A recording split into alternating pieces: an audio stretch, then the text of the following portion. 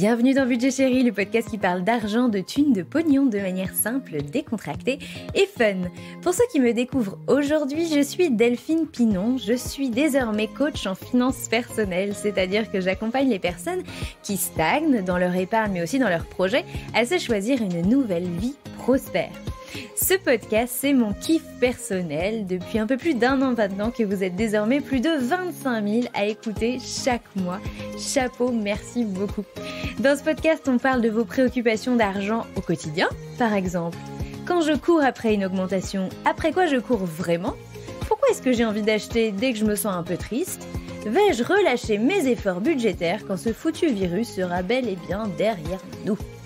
Si c'est la première fois que vous écoutez ce podcast, je vous souhaite la bienvenue. Mettez-vous à l'aise, on va parler d'argent franchement. Mais avant ça, retrouvez-moi sur Instagram, le compte c'est Budget Chéri, là où je suis la plus active et où nous sommes désormais plus de 2500, je suis super contente. Et puis il y a aussi le compte de Imo Chéri. Imo Chéri, c'est la newsletter de mes aventures immobilières. Il y a aussi donc ce compte Instagram sur lequel vous pouvez suivre notamment mes aventures de chantier en cours qui sont nombreux. Malheureusement, je n'ai jamais le réflexe de poster trop des photos. J'en poste quelques-unes et je vous jure que je vais en poster plus. Voilà. Et puis aussi, je voulais, comme d'habitude, parce que c'est important de le faire et ça me touche tous les messages que je reçois chaque semaine. Voilà, vous êtes super nombreux à m'envoyer des messages. J'y réponds à chaque fois. Malheureusement, j'y réponds pas avec la réactivité que j'aimerais, mais je voulais vraiment vous remercier. Et puis aussi vous encourager à continuer à poster vos commentaires 5 étoiles sur Apple Podcast. À nouveau, c'est pas la première fois, mais j'ai constaté un petit relâchement sur le front des avis. Mais voilà, ce que j'avais envie de vous dire, c'est que j'en ai vraiment méga besoin en ce moment parce que j'essaye de contacter des personnalités, on va dire très très sollicitées pour venir dans le podcast. Et donc, vos commentaires font vraiment la différence pour aider ces personnalités-là à me choisir, à choisir le podcast et à choisir d'intervenir derrière le micro pour vous. Alors, je compte sur vous. L'épisode du jour est un sujet en apparence très peu sexy, mais bizarrement que moi j'aime beaucoup. J'ai nommé l'épargne salariale. L'épargne salariale, c'est un dispositif qui permet de partager la valeur créée par l'entreprise avec ses salariés. Jusque-là, tout va bien. Elle est distribuée sous forme de primes auxquelles sont attachés des avantages sociaux et fiscaux à la fois pour l'employeur, mais aussi pour le salarié. L'épargne salariale, c'est ce qui se cache derrière les mots que vous connaissez sans doute bien, ou que vous entendez en tout cas, intéressement, participation, mais aussi derrière les acronymes PEE et aussi PER ou PERCO, parce que l'épargne salariale déborde régulièrement sur le sujet connexe de l'épargne retraite, dont on va d'ailleurs parler dans cet épisode. Mais derrière ce dispositif vertueux se cache une complexité difficile à surmonter parfois et qui pousse souvent à la prudence, voire même à la méfiance à tort. Parce que soyons clairs, c'est un dispositif qui n'est pas assez utilisé par les employeurs, qui le connaissent mal et qui d'ailleurs en ont souvent peur, mais également par les salariés qui ne perçoivent pas toujours le potentiel de ce dispositif. D'ailleurs, moins d'un quart des PME en sont équipés. Et tous les salariés qui en ont la possibilité ne l'utilisent pas toujours. On aura l'occasion d'en reparler dans l'épisode évidemment. Donc on l'a compris, le défi de taille qui nous attend avec mon invité Benjamin Pedrini, c'est un défi de vulgarisation. Benjamin, c'est le cofondateur d'Epsor, c'est une start-up de la FinTech dont l'objectif, quand Benjamin et son associé ont créé l'entreprise il y a 3 ans, je crois, leur objectif était de dépoussiérer l'épargne salariale afin d'offrir une meilleure transparence aux entreprises, une meilleure information aux salariés épargnants et évidemment un plus grand choix de solutions d'investissement. Benjamin a donc répondu à toutes mes questions, vous allez voir. D'abord, tout simplement, en quoi consiste l'épargne salariale. Donc, il y a un enjeu de vulgarisation, on va vous présenter. J'aime pas faire des cours, personne n'aime faire des cours. Donc, on a essayé de pas faire un cours, mais voilà, il fallait quand même expliquer un peu le b à bas de l'épargne salariale. Mais il a aussi répondu à cette question, quel est l'avantage d'un tel dispositif, évidemment, pour l'employeur comme pour le salarié ? Est-ce plus intéressant qu'un placement via, par exemple, une assurance vie ? Pourquoi les Français ont du mal à considérer l'épargne salariale comme de l'épargne, comme leur épargne ? Et enfin, le législateur devrait-il autoriser le déblocage de l'épargne salariale en ce moment pour cause de crise du coronavirus ? C'est un épisode de pure éducation financière que je vous propose aujourd'hui. Que vous soyez concerné ou pas d'ailleurs par la question de l'épargne salariale actuellement dans votre vie, ouvrez grand vos oreilles, prenez des notes car comme souvent, le diable se cache dans les détails un chouïa complexe. Sur ce, je vous laisse en notre compagnie et vous souhaite une bonne écoute. Salut Benjamin, comment vas-tu ? Salut Delphine, très bien, et toi? Ça va très bien. Alors, il faut qu'on raconte aux auditeurs que c'est la deuxième reprogrammation. Il y a eu beaucoup de cafouillage sur le premier enregistrement. Et c'est moi, mea culpa. J'ai dû t'imposer 2 fois de refaire le truc. Bref, c'était n'importe quoi. Et là, on est parti pour un méga super épisode sur un sujet alors que moi j'adore. Ne switchez pas tout de suite, laissez sa chance au produit, comme on dit. On va parler aujourd'hui d'épargne salariale et avec Benjamin, qui est le cofondateur de la société Epsor et qui a pour but notamment, alors tu vas me dire si je me trompe, hein, tu vas raconter ça toi-même, mais qui a pour but notamment on va dire, dépoussiérer la façon dont on commercialise et dont on explique l'épargne salariale en entreprise. Donc, bienvenue Benjamin, vraiment merci d'avoir répondu favorablement à mon invitation. Tu sais à quel point c'est un sujet que j'aime bien, voilà, même si ça n'a pas l'air super fun au premier abord. Mais voilà, c'est un sujet que j'aime bien et je vais être très très très contente qu'on puisse le vulgariser pour les auditeurs. Bah écoute, merci à toi Delphine pour l'invitation. On va essayer de faire en sorte effectivement qu'après toutes ces péripéties, cet épisode soit encore plus intéressant que la première version qu'on avait tenté d'enregistrer ensemble. Et effectivement, comme tu le dis, Epsor aujourd'hui, enfin qu'on a lancé, on va revenir un peu dessus depuis plusieurs années maintenant, mais a pour but justement de dépoussiérer, comme tu le disais, ce marché de l'épargne salariale et de l'épargne de retraite, je rajouterais, en rendant ça plus simple et plus accessible pour les épargnants qui en bénéficient. Alors, schématiquement, pour les gens, l'épargne salariale, c'est un truc dont soit ils n'y ont pas accès, je sais pas ce que c'est, soit ils savent que quelque part ça existe dans la boîte, on leur a dit, mais comment on y accède, comment ça fonctionne exactement, quels sont les avantages, à quoi ça me donne droit, c'est de l'argent qui est où, comment je peux le récupérer. Ça, en général, ça, c'est la partie complètement floue de l'épargne salariale, alors que je sais pas si on peut commencer directement sur les avantages, mais alors que c'est un vrai dispositif hyper avantageux pour toute personne qui a le droit au sein de son entreprise, quoi. Donc ça, voilà, c'est vraiment, j'avais envie de faire un épisode pour dire, si vous avez la chance d'avoir un dispositif d'épargne salariale dans votre boîte, ne passez pas à côté et on va vous dire pourquoi.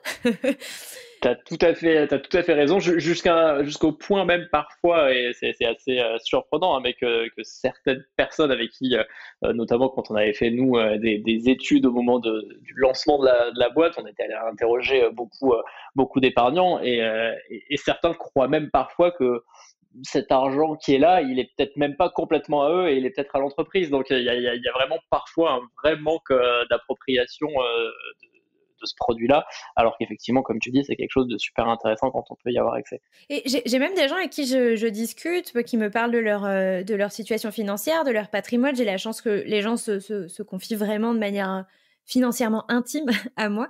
Et en fait, c'est drôle parce que ils distinguent souvent l'épargne salariale de tout le reste de leur épargne.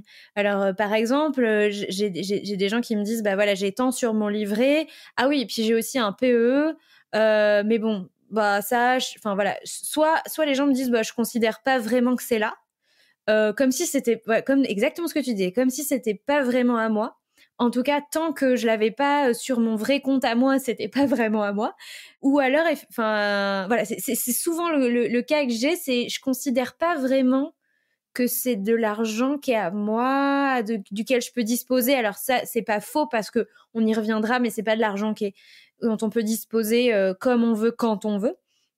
Mais c'est vrai que c'est comme si c'était pas vraiment, que ça appartenait encore à l'entreprise, quoi. Alors c'est assez particulier.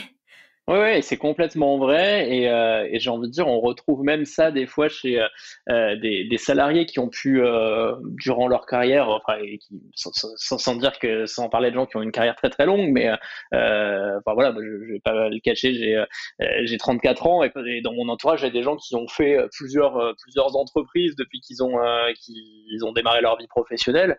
Et en fait, ils ont eu accès à un PE ou à un PER, hein, un plan d'épargne retraite. On viendra un peu sur les spécificités de tout ça plus tard, je pense. Mais en fait, ils ont eu accès dans deux, trois entreprises différentes. Et en fait, celui de leur première entreprise, bah, ils ont toujours ça, ils ont toujours ça. Ils ont peut-être quelques milliers d'euros qui traînent dessus et effectivement c'est un peu oublié, ça n'a jamais été récupéré et c'est de l'argent finalement qui leur appartient mais qui n'intègre pas complètement dans l'ensemble de leur patrimoine quand on les interroge dessus et qu'ils oublient et qu'ils laissent traîner parfois alors que ils pourraient très bien l'utiliser ou en tout cas l'optimiser. J'ai presque honte parce que c'est mon cas. J'ai eu une fois dans ma vie accès, alors je crois que c'était un PER. Oui, c'était un PER. Et j'étais restée, même, je crois, à peine 12 mois dans cette administration. Et en fait, j'avais complètement oublié que ça existait. Et il y a quelques mois, j'ai reçu un courrier, tu vois, tous les ans, on reçoit un courrier, etc. Je sais c'est quoi ce truc. Ah oui, c'est vrai, c'est ça. Et au lieu de m'en désintéresser, cette fois-ci, je suis allée vraiment créer... En fait, je ne m'étais jamais connectée. Tu allais regarder en détail. Et pour tout te dire, il y a, je crois, 93 € sur ce compte. Parce que je suis restée 12 mois, parce que, enfin voilà, si tu veux... Oui, bon, si t'es resté 12 mois, effectivement, dans une entreprise qui était peut-être pas extrêmement généreuse sur ces sujets-là, effectivement, il y a pas beaucoup. Non, mais même moi, je m'en suis pas intéressée. Je me suis pas intéressée. J'ai rien versé dessus, etc. Mais si tu veux, en fait, mon idée, c'était, je vais créer mon compte. Comme ça, je saurai exactement. En plus, j'ai un logiciel dans lequel je stocke mes mots de passe, etc. Donc voilà, au moins, je sais que je l'oublierai pas dans un fond de tiroir. Et je me suis dit, je vais essayer de voir si, comme j'ai quitté cette entreprise, je vais peut-être voir si je peux le débloquer. Comme c'est un PER, c'était pas si simple. J'y ai toujours pas réussi, mais c'est aussi parce que j'ai un peu procrastiné. Mais voilà, il y a ça aussi, il y a ces phénomènes, et je suis sûre que voilà, il y a plein de gens qui vont se reconnaître là-dedans. On a quitté une boîte, on avait ça, et en fait, on a totalement oublié. C'est probablement de l'argent qu'on peut débloquer. D'ailleurs, il y a des débats. Alors, on n'a même pas encore expliqué ce que c'était, que je me lance déjà dans les phénomènes d'actualité, mais je lisais en préparant cet épisode que il y avait un débat sur le fait de pouvoir débloquer ces dispositifs-là en ce moment, pendant la crise sanitaire, et que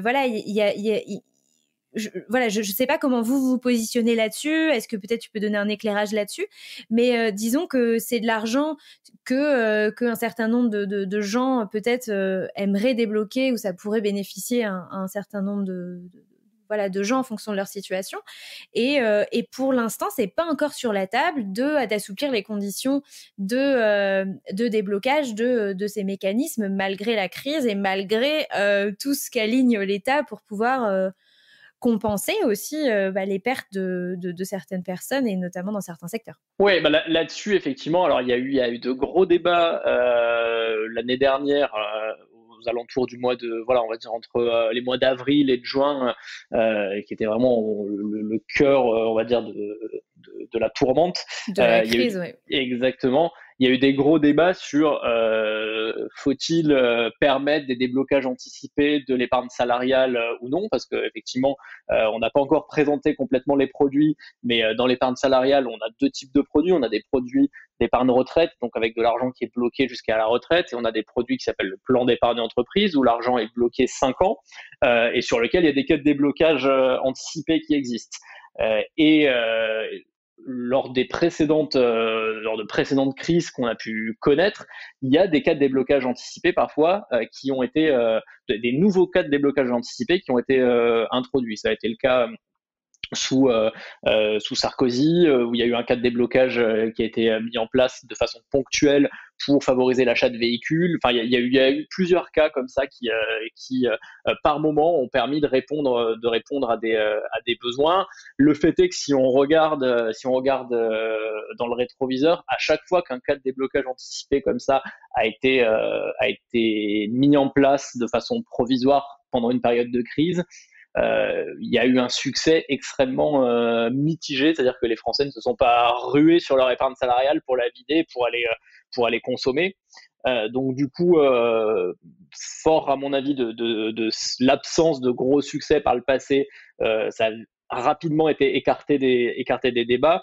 Et en fait, le vrai sujet aujourd'hui qu'affronte, je pense, le gouvernement avec cette thématique de l'épargne au sens large, et là je parle peut-être au-delà juste de l'épargne sur un PE et sur un PER, c'est comment flécher un peu mieux l'épargne vers le financement de l'économie. Et en fait, on a beaucoup entendu que les Français avaient accumulé énormément d'épargne durant cette période de crise, en tout cas ceux qui avaient la possibilité de le faire, ceux qui habituellement avaient des loisirs, aller en vacances au restaurant, etc., bah, ils n'ont pas pu le faire, donc ils ont accumulé quand même pas mal d'épargne, et en tout cas on a pu lire pas mal d'articles à ce sujet-là.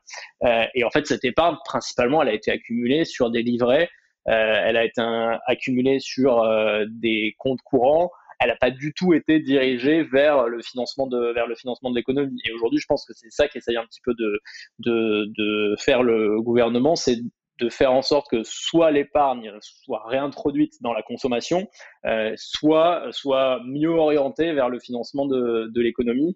Et c'est une des raisons pour lesquelles, justement, au départ, un déblocage anticipé du PE avait pu être envisagé, mais qui fait qu'aujourd'hui, c'est plus complètement à l'ordre du jour. Parfait, c'est très clair.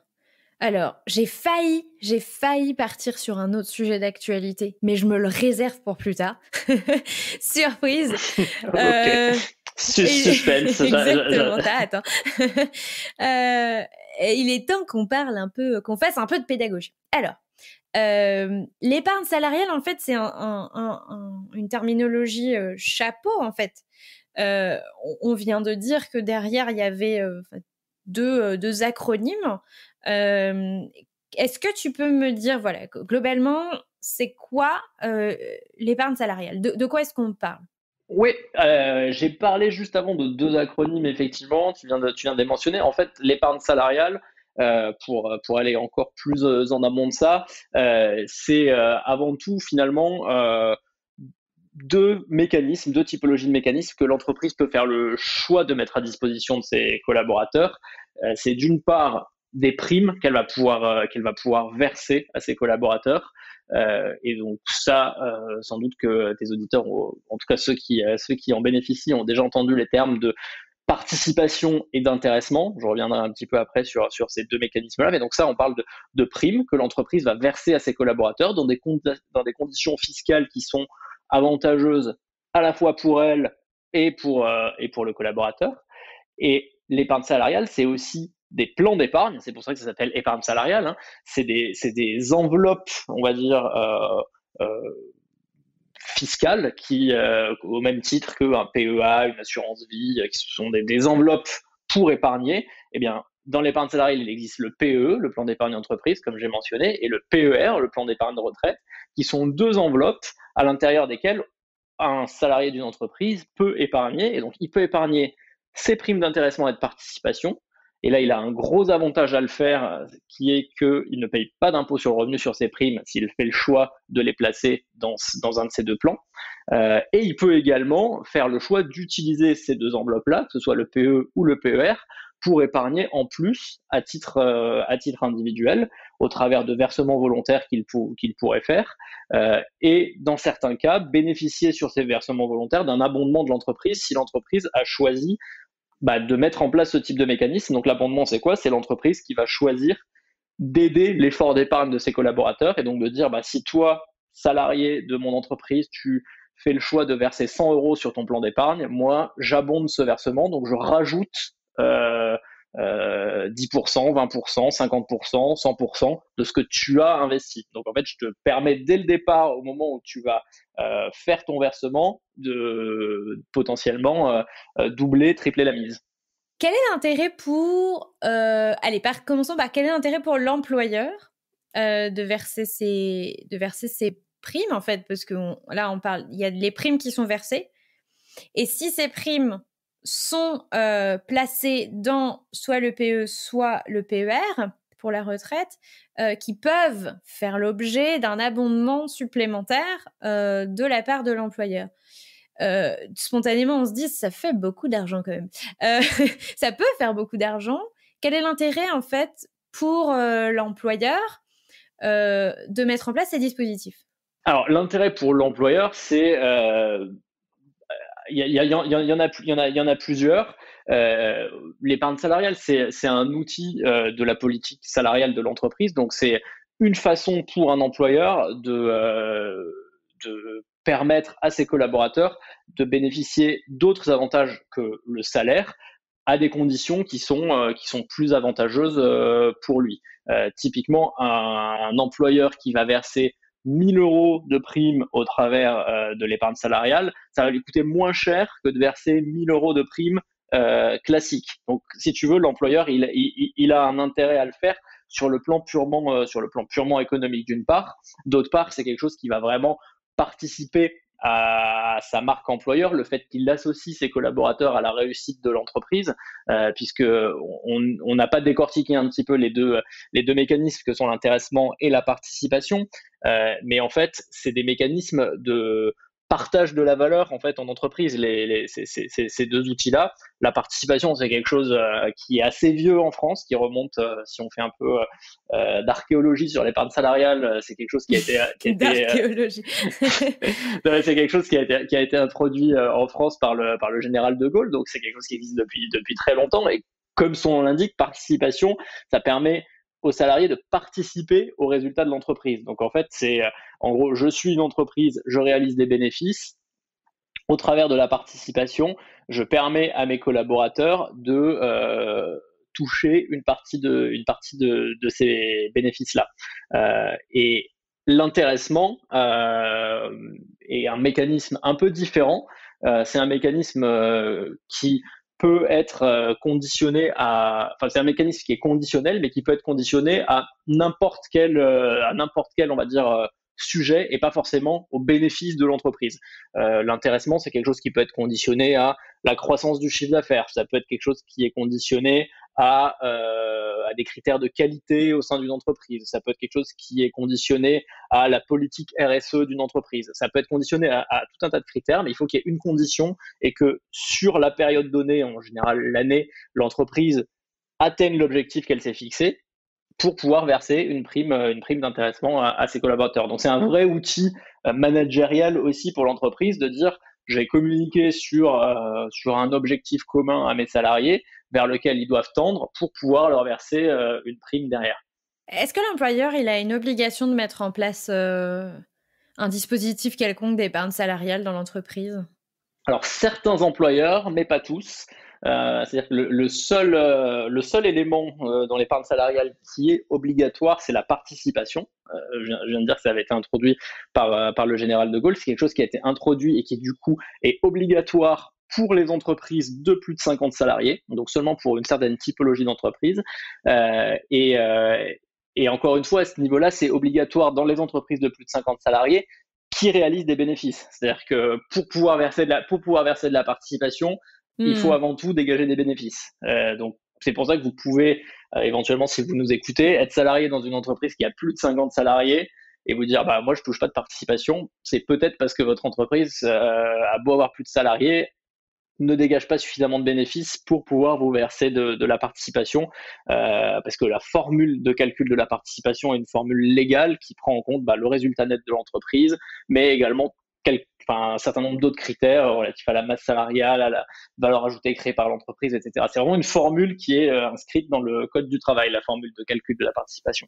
Ok, donc alors, en théorie, voilà, c'est le seul dispositif dans toute entreprise de plus de 50 salariés qui dégage des bénéfices doit, par un calcul légal savant dont seul l'État a le secret, L'État, les experts comptables qui le calculent souvent pour les entreprises aussi. Donc, donc normalement, ces entreprises-là ont l'obligation chaque année donc de verser une prime au titre de cette participation si les conditions sont remplies. Exactement. Prime qui, je refais le chemin, prime que chaque salarié peut décider de toucher ou de verser sur son PE. Alors, si l'entreprise est assujettie à la participation et qu'en plus elle a fait le choix de mettre en place un plan d'épargne qui lui n'est pas obligatoire, dans ce cas-là, oui, il y aura ce choix-là. Mais l'entreprise. Sinon, c'est versé comme une prime normale, en fait. C'est versé sur la fiche de paye, Alors, ça n'a pas le même traitement que du salaire, puisque ça n'est pas assujetti de la même façon aux charges salariales et aux charges patronales. Que ce soit l'intéressement ou la participation, ils sont assujettis à ce qu'on appelle le forfait social. Donc il y a une contribution dessus, mais qui est moins élevée que les charges patronales et les charges salariales classiques. Donc c'est pour ça que c'est plus intéressant d'un point de vue financier pour une entreprise de verser une prime via ces mécanismes-là que de verser une prime classique. Mais derrière, il n'y a pas forcément cette obligation de l'épargner. Donc, elle peut être directement touchée sur une fiche de paye. Et dans ce cas-là, rentrer dans les revenus imposables du collaborateur qui la touche. Donc c'est pour ça que les entreprises, dans la très grande majorité des cas, quand elles versent de la participation, ont un plan qui est associé, parce que ça permet principalement d'éviter une fiscalité sur ces primes-là pour les collaborateurs qui souhaitent la placer. Et là-dessus, on prend souvent l'exemple, mais qui est assez parlant, et qui est assez parlant à la fois pour un employeur qui réfléchirait à mettre en place ce type de mécanisme, ou pour un salarié qui se dit est-ce que j'ai intérêt ou pas à placer ma prime. Mais en fait, pour un budget, on va dire, de 1 000 € qu'aurait une entreprise à verser sous forme de prime, si elle le verse sous forme de prime classique, le collaborateur, in fine, dans sa poche, il va avoir aux alentours des 350 €, une fois qu'on aura passé les charges patronales, les charges salariales, la CRDS, l'impôt sur le revenu, etc. Il va avoir 350 € dans sa poche. Alors qu'à l'inverse, si l'entreprise fait le choix, avec ce même budget de 1 000 € de verser une prime d'épargne salariale, donc soit de l'intéressement, soit de la participation, et qu'elle a un plan d'épargne sur lequel le collaborateur peut investir cette prime, en fait, in fine, dans sa poche, il peut avoir quasiment 900 € parce qu'il n'y a aucune de ces charges-là qui passe, quoi. Donc il y a un vrai effet multiplicateur, on va dire, au sein d'une politique salariale dans une entreprise, entre verser de la prime classique et verser de l'intéressement, par exemple. Et alors, attends, je vais pousser le raisonnement au maximum, mais donc l'intérêt pour le collaborateur, pour le salarié, c'est effectivement que les prélèvements sociaux sont allégés et il n'est pas fiscalisé. Il n'y a pas d'impôt sur le revenu. Il n'y a pas d'impôt sur le revenu, effectivement, quand il fait le choix de placer sur un de ses plans d'épargne, donc soit sur son PE, soit sur son PER, sa prime d'intéressement ou de participation. Il ne paye pas d'impôt sur le revenu dessus au moment où il la place, et il ne paiera pas d'impôt sur le revenu au moment où il sortira cet argent non plus. C'est-à-dire que c'est pas on n'a pas un décalage de fiscalité. C'est-à-dire que si moi, en tant que salarié, j'ai touché une prime de 1 000 € aujourd'hui et que j'ai fait le choix de la placer, en la plaçant, elle est complètement exonérée d'impôt sur le revenu. Dans 5 ans, j'ai la capacité de la débloquer, je décide de la débloquer et de récupérer le cash équivalent, bah à ce moment-là, je ne paierai pas d'impôt sur le revenu sur cette prime qui m'a été versée par mon employeur. Sur le capital. Peut-être sur les intérêts, un peu. Alors sur les intérêts, tu ne paieras pas non plus d'impôt sur le revenu, tu paieras seulement la CSG et la CRDS. C'est là où c'est hyper, enfin le PE et le PER sont 17,2, c'est ça? exactement. C'est là où 17,2%.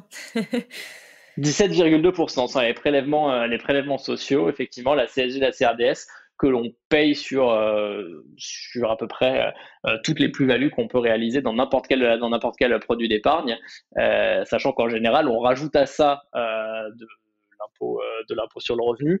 Or là, sur un PE et sur un PER, tu ne payes que la CSG et CRDS sur tes plus-values, alors que ça reste effectivement 17,2% comme tu dis, mais par rapport à d'autres enveloppes, d'épargne, c'est un taux d'imposition des plus-values qui est extrêmement compétitif. Et en fait, on se rend pas forcément toujours compte du bénéfice. On se dit oui, c'est pas fiscalisé. Enfin voilà, je vais pas payer d'impôt dessus, etc. Mais pour quelqu'un qui va être dans la tranche marginale d'impôt de 30%, qui reste quand même la vraie tranche de la classe moyenne, et donc qui percevrait cette fameuse prime de 1 000 euros. En fait, sur une prime de 1 000 euros, un salarié, lui, il en donne 300 aux impôts. Exactement. Donc de base, en faisant le choix de ne pas toucher cet argent tout de suite, en fait, c'est comme si effectivement on a de fait une rentabilité de 30% assez importante. Et donc si on lise sur 5 ans,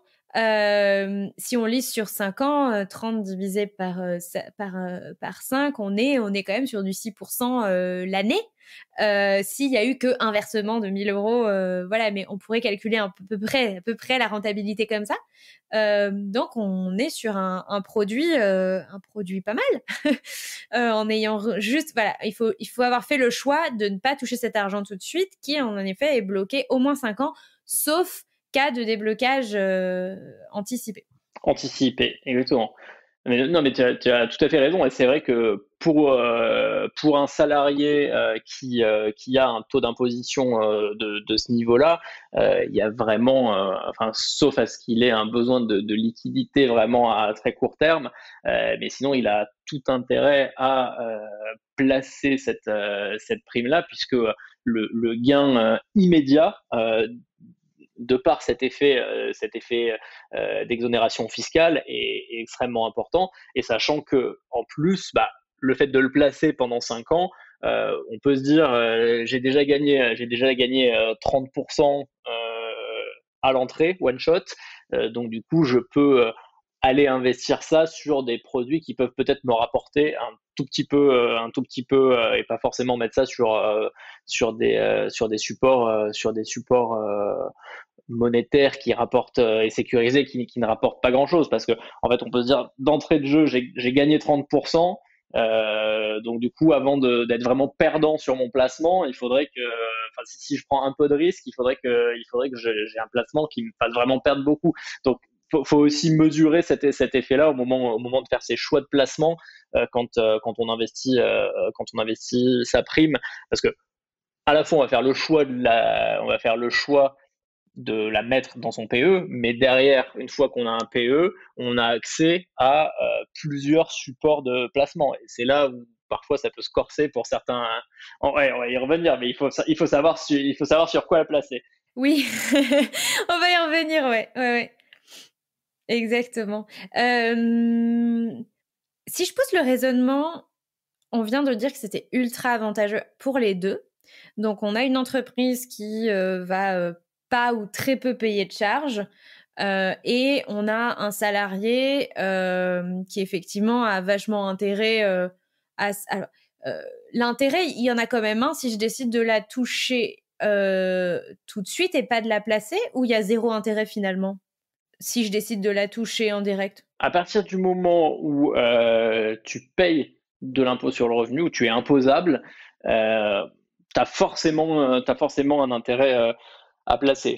Les personnes qui n'ont pas d'intérêt à placer seraient les personnes qui ne sont pas imposables et qui ne payent pas d'impôt sur le revenu. Mais à partir du moment où tu payes déjà 14% d'impôt sur le revenu, tu as généralement toujours C'est intérêt. 11 maintenant, c'est 11. Oui, pardon. Mais ton intérêt il peut être ailleurs. Ton intérêt il peut être ailleurs, c'est de disposer de ces fonds tout simplement parce que tu en as besoin.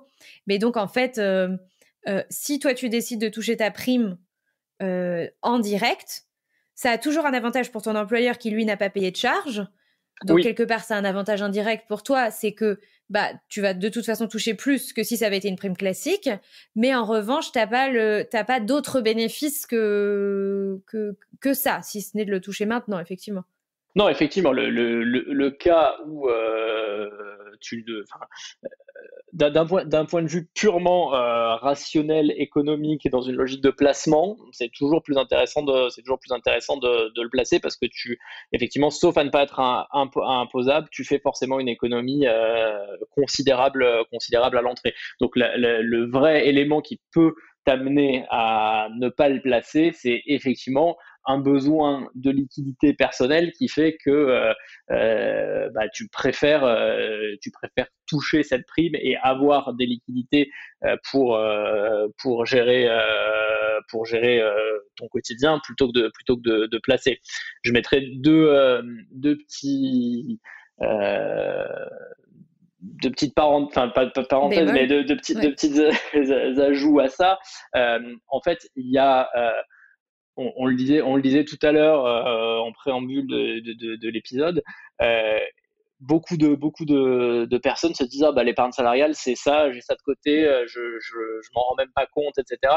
Et c'est vrai que c'est aussi quand on a une faible capacité d'épargne, un moyen d'aller vers l'épargne et de faire ses premiers pas entre guillemets vers l'épargne lorsque son entreprise nous verse des primes de ce type-là.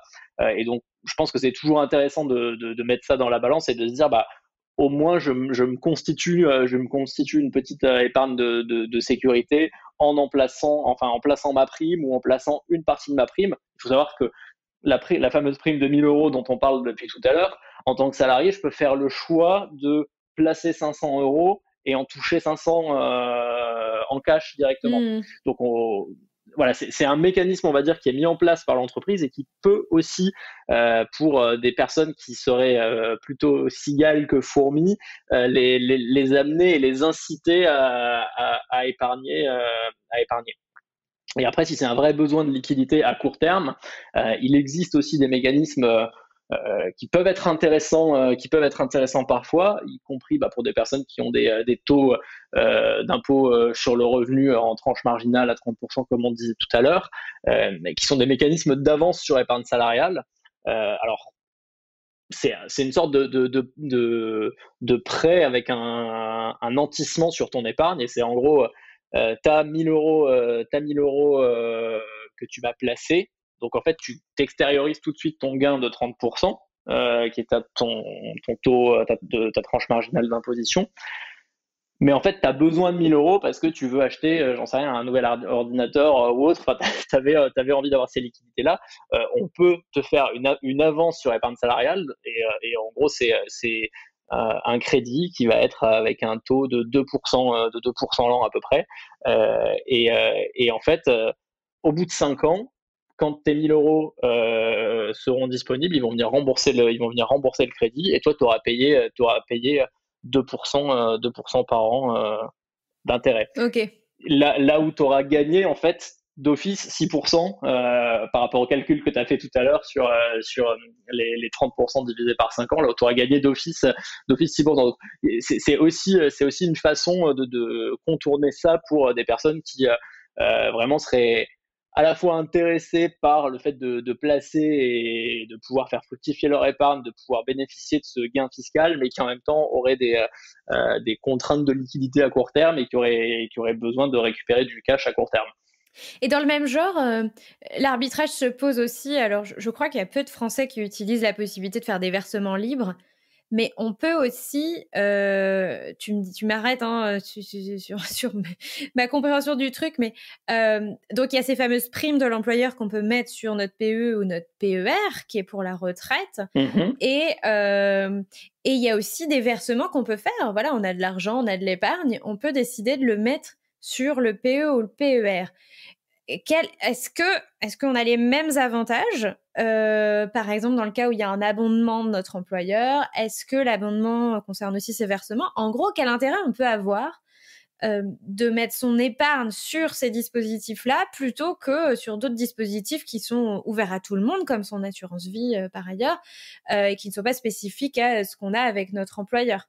Oui, alors je vais distinguer peut-être dans ma réponse deux cas de figure. Tu as mentionné à juste titre l'abondement, et donc du coup je vais distinguer les cas de figure où l'entreprise a fait le choix de mettre en place une politique d'abondement, des cas de figure où il n'y a pas d'abondement, parce que c'est à la fois les éléments que je vais donner pour les entreprises qui n'ont pas d'abondement sont vrais dans le premier cas, mais dans le premier cas, quand une entreprise a fait le choix de mettre en place de l'abondement, euh, ou un salarié qui en a la capacité, encore une fois, d'aller faire des versements volontaires, a tout intérêt de le faire et a tout intérêt de le faire pour aller récupérer le maximum d'abondement que son entreprise lui propose. En fait, l'abondement, c'est de nouveau une certaine forme de prime que l'entreprise va donner aux salariés, à la différence de la prime d'intéressement ou de participation qui va vraiment être automatiquement versée à chaque collaborateur.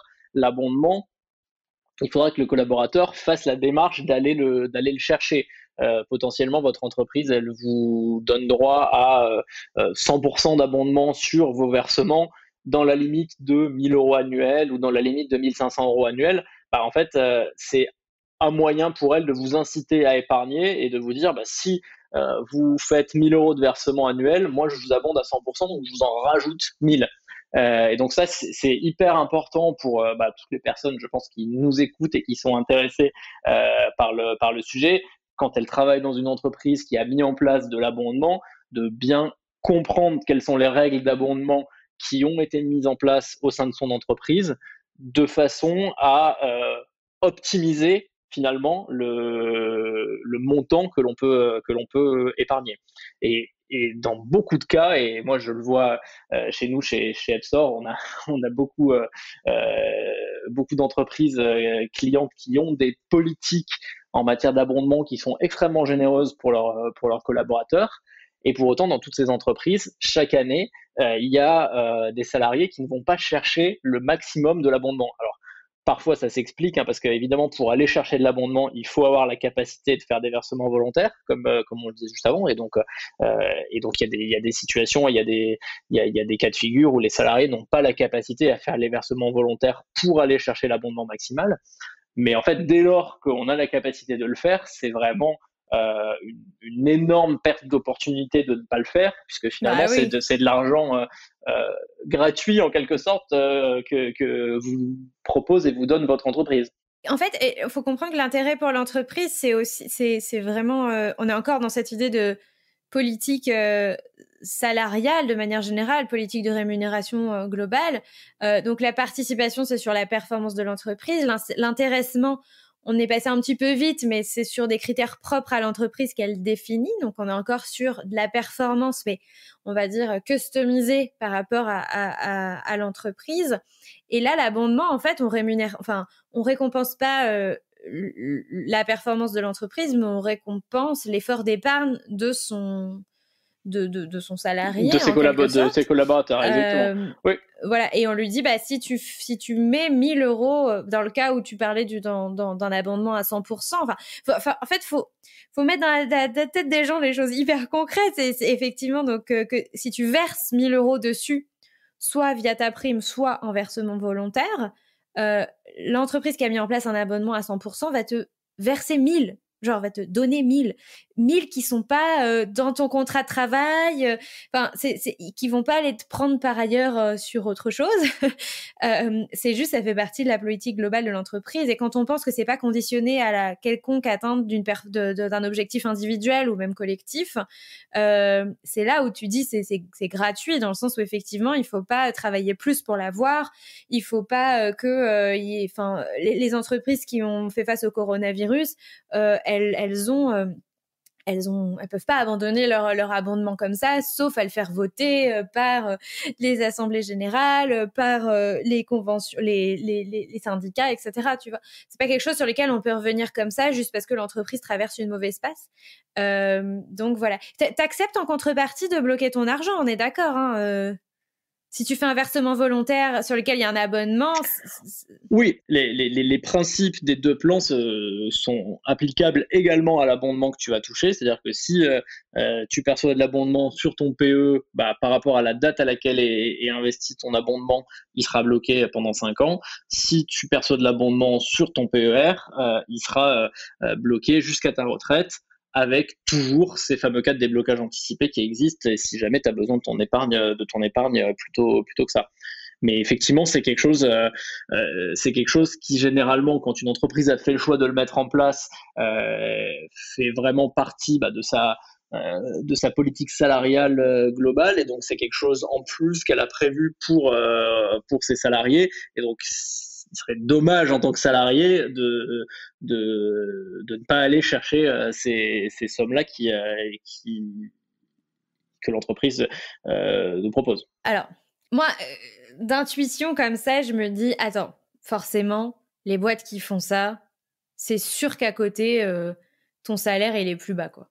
Enfin, est-ce que ça se vérifie? Est-ce que statistiquement, on a des données là-dessus sur le fait que les entreprises qui mettent en place des politiques d'épargne salariale généreuses sont par ailleurs des entreprises dans lesquelles les salaires sont peut-être un peu plus tassés ou plafonnés? Est-ce qu'on a des données là-dessus? Et est-ce que, par ailleurs, tu te dis, c'est un effet mécanique parce que la rémunération globale, elle est peut-être équivalente aux autres ou plus importante.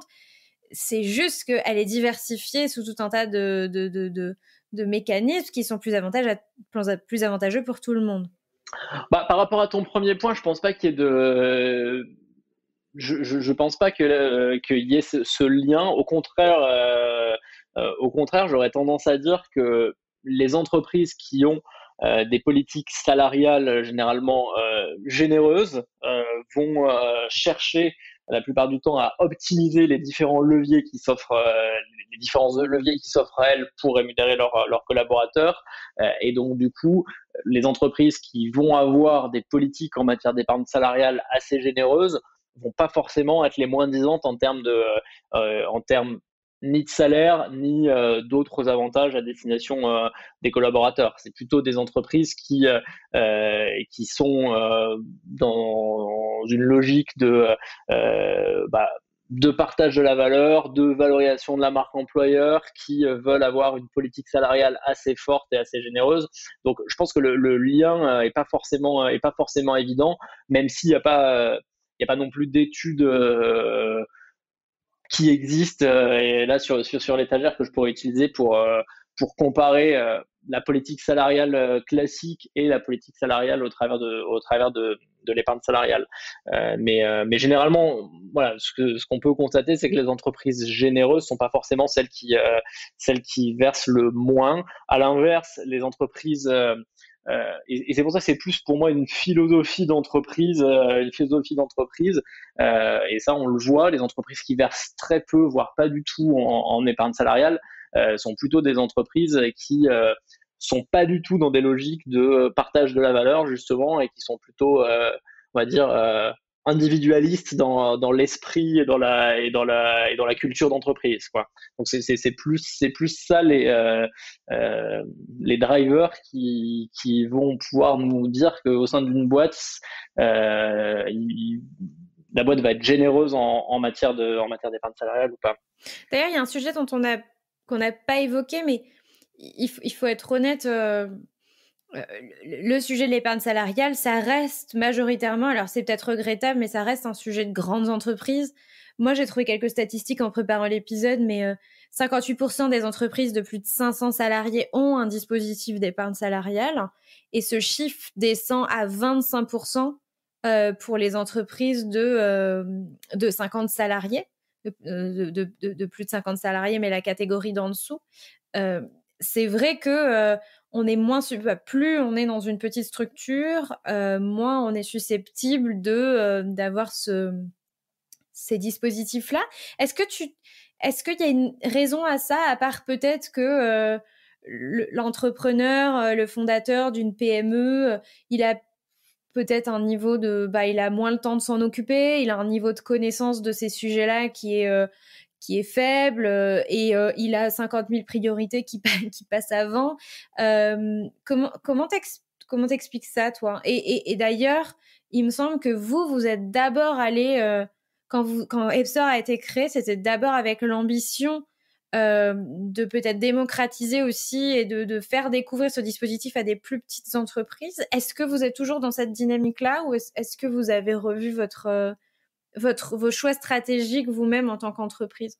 Non, mais t'as complètement raison, et les chiffres de marché que tu mets en avant sont complètement justes. Et d'ailleurs, il y a eu une vraie volonté de la part des pouvoirs publics et du gouvernement notamment, d'essayer de faire en sorte qu'il y ait de plus en plus de petites et moyennes entreprises qui se tournent vers ces dispositifs-là, pour essayer de faire en sorte qu'il y ait voilà, un nombre de bénéficiaires en entreprise croissant sur l'épargne salariale. Mais aujourd'hui, effectivement, les chiffres sont assez parlants. Dans les grands groupes, généralement, il y a tout le temps de l'épargne salariale, et dans les petites structures, c'est beaucoup plus rare. Ça tient à quoi? Il y a d'une part le premier élément que j'ai évoqué tout à l'heure, qui est le caractère obligatoire de certains dispositifs. La participation étant obligatoire dans les entreprises de plus de 50 salariés, forcément, de facto, sur toutes les entreprises qui ont plus de 50 salariés, c'est plus fréquent qu'on ait quelque chose. Donc ça, déjà, il y a cet élément-là qui est à prendre en compte. Et après, sur des entreprises de taille importante, généralement, la représentation du personnel est aussi un peu plus structurée, ce qui fait qu'il y a des personnes en interne qui peuvent aussi porter ces sujets-là. Il faut savoir que l'épargne salariale, en tant que sujet collectif, est soumis à la négociation d'entreprise, et donc du coup à des accords d'entreprise. Donc quand on a une représentation du personnel, quand on a un CSE, c'est des sujets qui peuvent être portés par ces instances-là. Et donc ça, c'est beaucoup plus fréquent sur des entreprises plus grosses, même si les dernières ordonnances maintenant font que les CSE peuvent exister doivent exister dès le 11e salarié. Mais en tout cas, historiquement, si tu veux, c'était plus effectivement un sujet de grands groupes pour ces raisons-là, et aussi pour la raison que tu mentionnes, qui est premièrement la méconnaissance en fait de ces dispositifs-là dans les plus petites structures, où effectivement on a des dirigeants qui, quand ils doivent gérer leur entreprise de A à Z, l'épargne salariale, c'est pas forcément le premier sujet qui leur vient à l'esprit, et comme ça n'est pas obligatoire, du coup ça passe souvent à la trappe, hein. La priorité, c'est plutôt de faire tourner la boîte que de gérer ça, si on n'y a pas pensé, euh, si on n'a pas compris quels pouvaient être les intérêts pour nous en tant qu'entreprise de mettre en place aussi ce type de solution-là.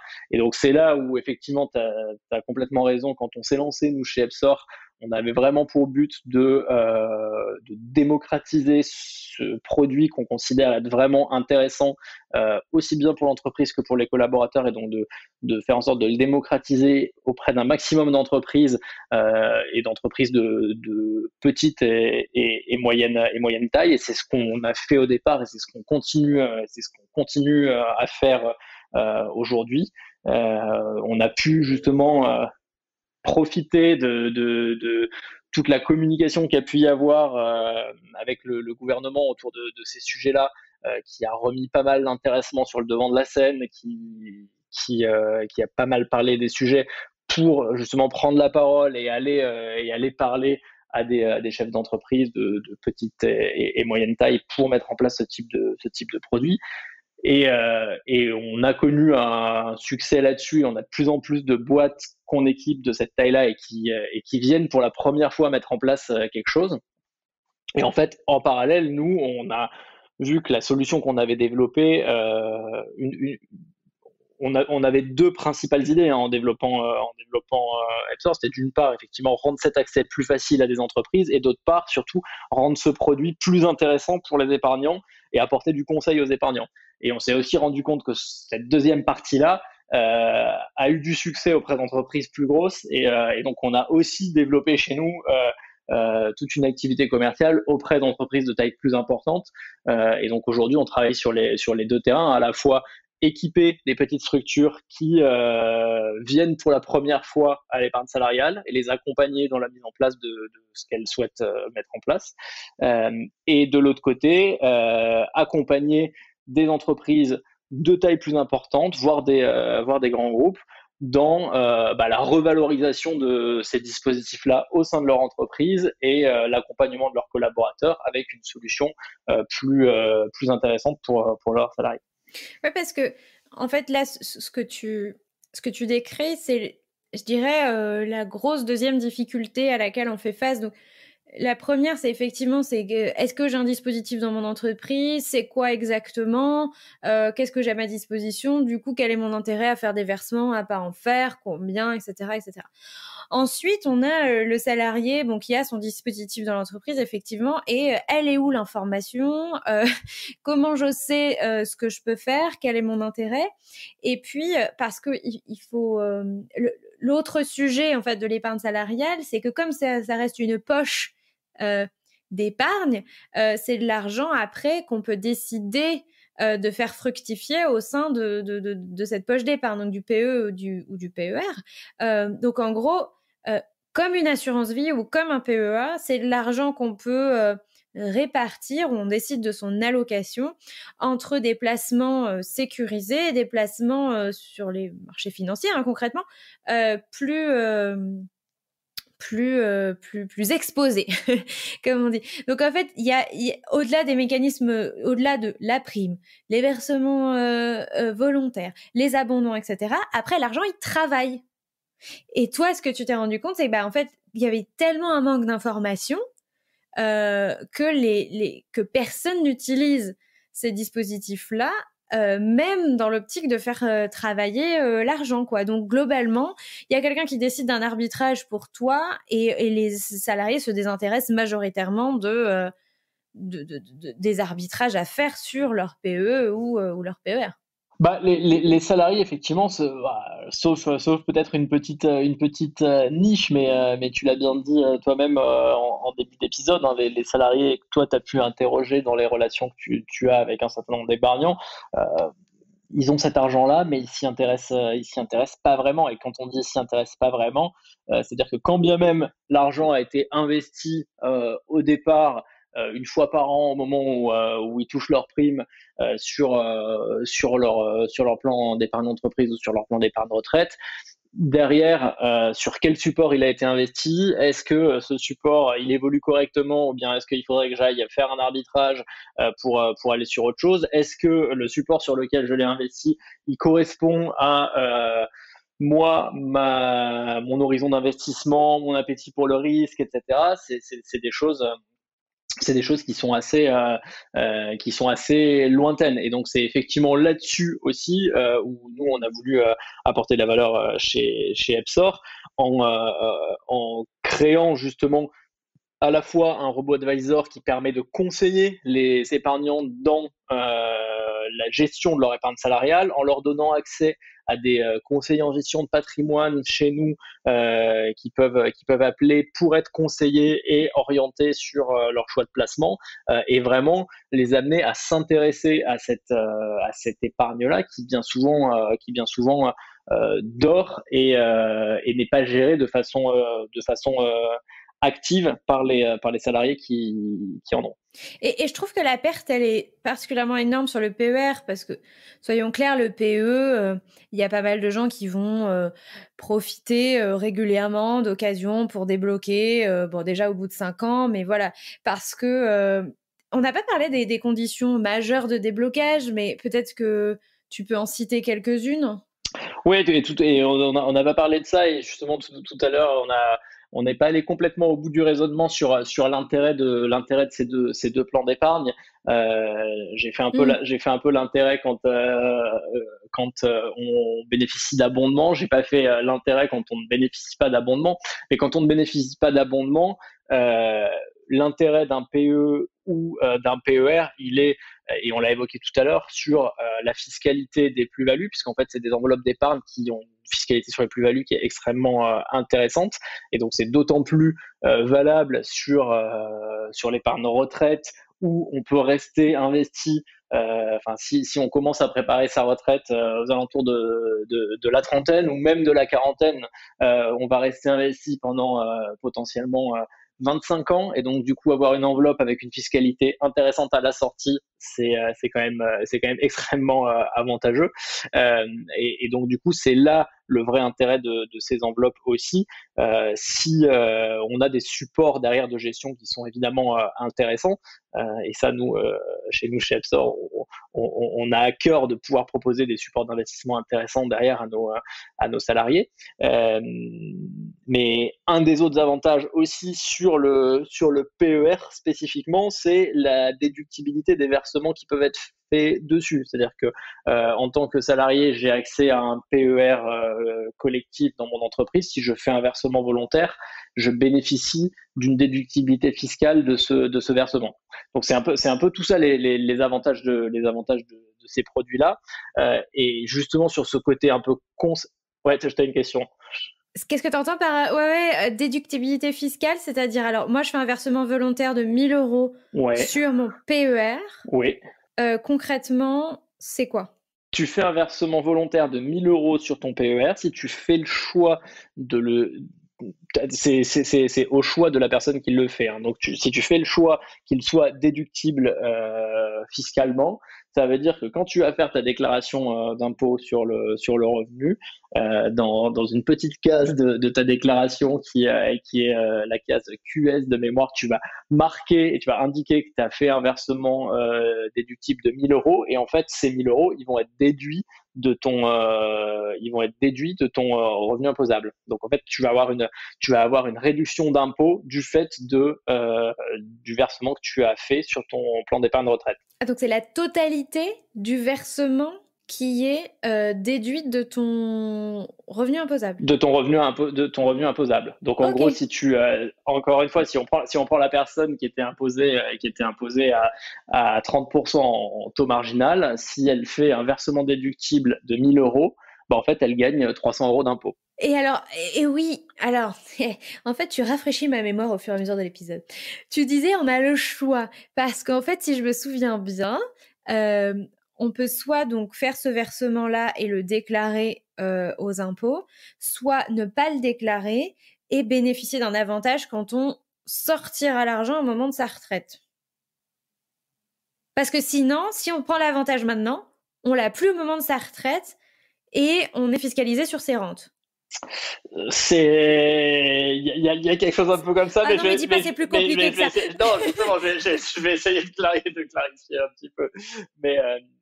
Mais en gros, effectivement, ce que tu défiscalises à l'entrée, tu es refiscalisé dessus à la sortie. Donc, les 1000 euros que tu vas faire le choix de défiscaliser là, aujourd'hui, où tu as 35 ans et où tu investis sur ton PER, ça va te permettre de gagner 300 euros d'office liés à cette déductibilité fiscale.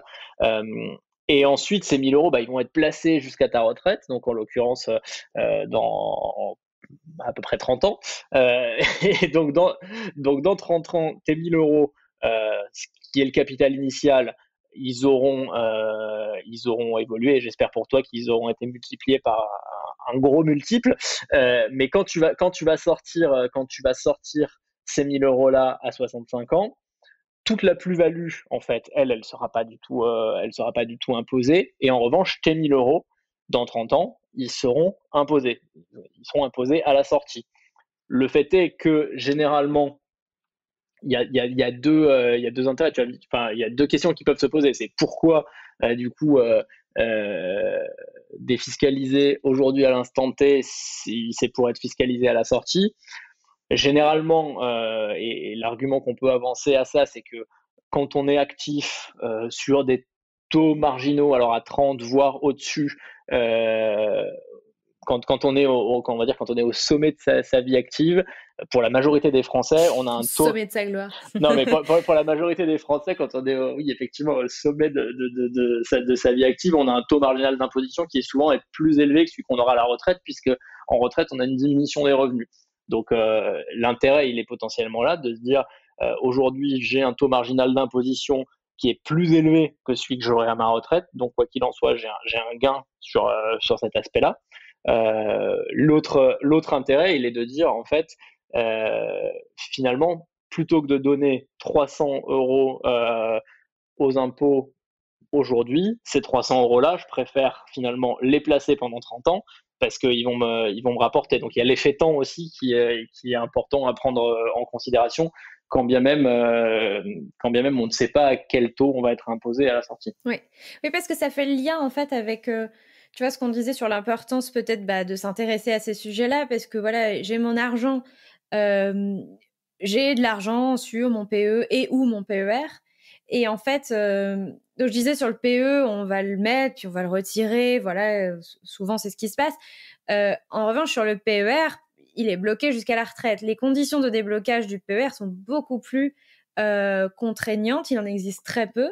Strict que sur le PE. Ouais. Et en fait, du coup, l'intérêt de s'intéresser à ces arbitrages financiers, c'est parce que l'argent, il est susceptible de rester peut-être 30 ans ou 40 ans sur cette poche d'investissement. Et du coup, par l'effet boule de neige, 1000 euros que vous y mettez maintenant peuvent rapporter gros dans 40 ans. Alors que 1000 euros investis maintenant à 2%, dans 5 ans, vous n'allez pas vraiment voir la différence. Vous allez vous faire un bon resto, quoi. Et encore. Alors que 2% sur 40 ans, c'est énorme. Et surtout, la différence entre 2% et 4%, elle est encore plus énorme. Alors, si ces choses-là vous intéressent, on peut taper effet boule de neige, calculatrice effet boule de neige ou calculatrice intérêt composé sur Google. Vous mettez la somme que vous voulez mettre sur votre versement volontaire, par exemple, sur un PER pendant 40 ans, et vous voyez ce que vous allez gagner à la fin entre un placement à 2% et un placement à 4%. Et en fait, la différence sur 40 ans, elle est énorme, et ça peut être... Enfin, je le dis parce que ça peut être un moteur pour les gens de se dire, bon, c'est pas complètement inutile de me poser cette question, parce que si je voulais sortir l'argent dans 3 ans, je verrais pas vraiment la différence. Mais là, l'argent, il va sortir dans 20 ans, 30 ans ou 40 ans. Et là, je vais vraiment voir la différence. On parle en dizaines de milliers d'euros de gains, voire en centaines de milliers d'euros, des fois, sur toute une carrière où on a versé de l'argent sur son PER. Non, mais complètement. Et c'est vrai que quand on réfléchit et quand on pense PER, il faut vraiment, en fonction de l'âge auquel on commence à y penser, bien entendu, mais se dire que on est vraiment sur de l'épargne longue, et que l'effet temps dans le monde de l'épargne, ça a quand même des énormes vertus, comme tu dis, par la composition des intérêts, ou en tout cas le fait que finalement chaque année tu fais un peu plus, et donc du coup tu engranges progressivement une somme qui peut être assez conséquente. Mais un autre élément aussi, parce que en fait, sur les plans d'épargne retraite, typiquement, on va pas être sur des produits à intérêt, mais on va être sur des fonds, et justement ce qu'il faut arriver à prendre conscience quand on est épargnant en prévision de sa retraite, c'est qu'en fait on investit vraiment sur le long terme, et que investir sur le long terme, quand on regarde les marchés sur des historiques de 20, 25, 30, 35 ans, en fait, les marchés actions ont toujours cru sur des périodes aussi longues. Donc, c'est aussi se dire, si j'investis à horizon retraite avec un horizon de 25 ans, potentiellement, il faut que je sois, il faut pas, en tout cas, que je sois frileux ou que j'ai peur d'aller sur certains supports, parce qu'en fait, sur des horizons aussi longs, je serai toujours gagnant à aller prendre un petit peu de risque. Et c'est là où il faut vraiment faire preuve de pédagogie, je pense, sur ces notions d'épargne et d'épargne long terme, et de se dire en fait, quand j'investis sur des durées aussi longues, il n'y a aucun intérêt à être investi sur des supports qui sont pas adaptés à mon horizon de temps, parce qu'en fait c'est une vraie perte dans la durée. Je renvoie les auditeurs à l'épisode 21 que j'avais enregistré avec Ludovic, qui est un des cofondateurs du super site Avenue des Investisseurs .fr, un site de ressources assez incroyable, et on y parle de tous ces mécanismes de bourse et d'investissement à long terme sur les marchés financiers. Donc voilà, pour toutes les personnes qui ont envie de creuser, je renvoie à cet épisode, parce que malheureusement nous n'aurons pas le temps de creuser beaucoup plus. Tout à l'heure, tu parlais de supports d'investissement intéressants. Notamment, tu disais, voilà, chez Epsor, on essaye de proposer des supports d'investissement intéressants. C'est quoi des supports d'investissement intéressants? Parce que j'ai envie de te dire, moi, je veux voir ma banque du coin et je lui demande c'est quoi, elle va me dire, moi, j'ai des supports d'investissement intéressants. C'est-à-dire que je connais aucune banque, aucun organisme financier qui va te dire, moi, j'ai des supports d'investissement de merde. Clairement. Et pourtant, mais alors personne va te le dire, quoi. mais c'est là, entre guillemets, où nous, c'est une des forces qu'on peut avoir, c'est qu'on n'est pas géant, donc on ne crée pas nos supports d'investissement, on va les chercher on va faire notre marché parmi tout ce qui existe. Tu les choisis quand même. Et comment, effectivement, je veux dire, qu'est-ce qu'un support d'investissement intéressant? Et je parlais de support d'investissement intéressant sur des PE et sur des PER. Pourquoi? C'était à dessein que je disais ça. Très souvent sur les PE ou sur les PER, quand on regarde un petit peu ce qu'il y a, il y a généralement des supports d'investissement qui sont et c'est assez simple de se rendre compte parfois que c'est pas très intéressant, et c'est qu'il y a des supports d'investissement avec des niveaux de frais qui sont exorbitants. Il y a parfois des supports d'investissement avec des frais d'entrée qui sont aussi assez élevés, et donc du coup, rien que ça, en fait, ça permet de se dire que c'est pas intéressant. En fait, je disais tout à l'heure, le PE et le PER sont des enveloppes d'épargne desquelles il faut user et abuser, entre guillemets, si on a accès à ces enveloppes-là, et que derrière il y a des supports qui sont intéressants. C'était plus dans cette logique-là de dire, en fait, si ton entreprise te donne un PE et que derrière tu as un univers d'investissement en termes de fonds auxquels tu as accès, qui est assez riche, qui est avec des conditions financières intéressantes. Et quand je dis conditions financières intéressantes, c'est sans frais d'entrée, c'est avec des niveaux de frais qui ne sont pas exorbitants. Dans ce cas-là, tu as tout intérêt à aller là plutôt qu'aller sur ton assurance vie, parce que sur ton assurance vie, les frais seront toujours plus élevés. Il y a quoi comme différents frais? Parce que moi, je me rappelle d'avoir eu des conversations lunaires avec des intermédiaires qui disaient non, il n'y a pas de frais. Bref. Donc, il y a les frais sur versement. Comme typologie de frais, il peut y avoir des frais sur versement. En épargne salariale, tu peux avoir des frais sur versement. Donc ça, c'est rédhibitoire, c'est zéro.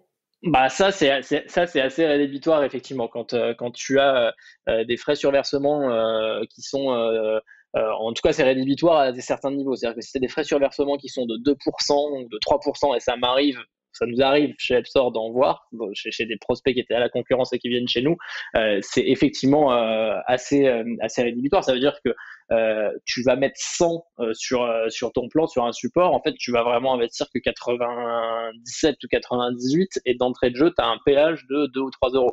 Donc, c'est vraiment, pour le coup, rédhibitoire. Oui, et surtout si tu le mets en arbitrage, si tu le mets après, si tu le places pas sur des supports qui ont des rendements supérieurs à 2-3%, bah en fait, à chaque fois que tu fais un versement, tu perds de l'argent. Exactement. Ouais. Alors, et ensuite, il y a quoi coup, d'autre comme frais? bah, tu peux avoir, et ça existe chez une bonne partie des acteurs de la place, et chez nous, encore une fois, chez Epsor, on n'en a pas. Tu peux avoir des frais d'arbitrage. Et nous justement, on veut faire en sorte que les gens soient actifs sur leur épargne. Vrai. Et donc, du coup, ça nous paraît complètement aberrant de mettre des frais d'arbitrage pour que les gens soient actifs sur leur plan d'épargne. Un frais d'arbitrage, c'est quoi? Frais d'arbitrage, c'est quoi? C'est je suis investi sur le fonds A, j'ai envie d'aller sur le fonds B. Du coup, je fais un arbitrage de A vers B.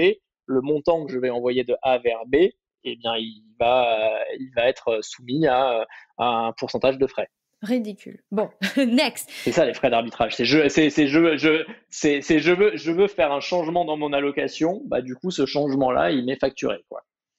Donc ça, c'est vrai que si, nous, on veut vraiment que les salariés épargnants deviennent des investisseurs actifs sur leur plan d'épargne. Bah, c'est sûr que s'il y a cette typologie de frais, on va pas avoir des personnes qui vont être actives sur leur épargne et qui vont vraiment s'y intéresser. Donc ça, c'est effectivement next. Après, il y a les frais de gestion. Les frais de gestion, ça, on en aura toujours parce que l'argent que tu as dans un plan d'épargne, il est placé sur un fonds. Ce fonds, il est géré par une société de gestion. Et donc, forcément, il y a des frais. Pourquoi il y a des frais? Parce qu'un fonds, ça a ses propres coûts. Il faut payer l'agrément AMF, il faut payer le commissariat aux comptes du fonds, il faut payer le gérant qui gère le fonds, etc., etc. Donc, il y a toujours des frais de gestion. Et ça, tu n'y échapperas jamais. Après, il y a des niveaux de frais de gestion qui peuvent être plus ou moins élevés, qui sont normalement plus élevés sur des fonds actions, un peu moins élevés sur des fonds obligataires et encore plus faibles sur des fonds monétaires. Mais après, il y a ce qui est raisonnable et il y a ce qui peut être assez élevé. Et typiquement, quand on a des frais de gestion de l'ordre de 3,5-4%, on est sur des frais de gestion qui sont assez élevés, même sur des fonds actions. Et c'est quoi on va dire un bon taux, un taux marché attractif sur du fonds action? Bah, sur du fonds action, quand